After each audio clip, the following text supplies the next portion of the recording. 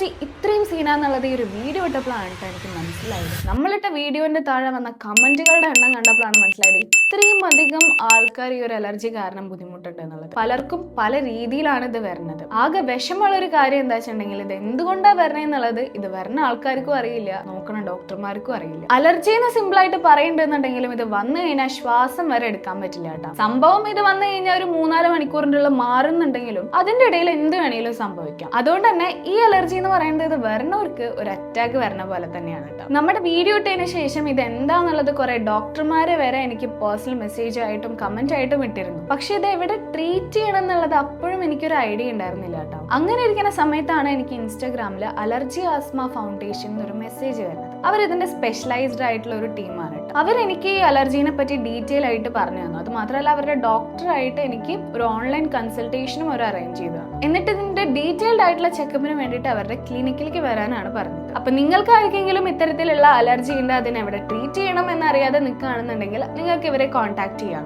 ഇവരുടെ ക്ലിനിക്ക് വരുന്നത് എടപ്പള്ളിയിലും പാലക്കാടുമാണ്. അവരുടെ ക്ലിനിക്കിൽ പോയി ചെക്ക് ചെയ്തിട്ട് അതിന്റെ ഡീറ്റെയിൽഡ് വീഡിയോ എന്തായാലും ഞാൻ ഇടാം. അപ്പൊ ഇതിന് ട്രീറ്റ്മെന്റ് എടുത്തിട്ട് മാറിയിട്ടുള്ളവരും അതേപോലെ തന്നെ നിങ്ങൾ എവിടെയാണ് ട്രീറ്റ്മെന്റ് എടുത്തതെന്നുള്ളതും ഈ ഒരു വീഡിയോന്റെ താഴെ കമന്റ് ആയിട്ട് ഇടാം. അപ്പൊ അത്രയുള്ള ഒരു വീഡിയോ അടുത്തൊരു വീഡിയോയിൽ കാണാം. Tata bye bye.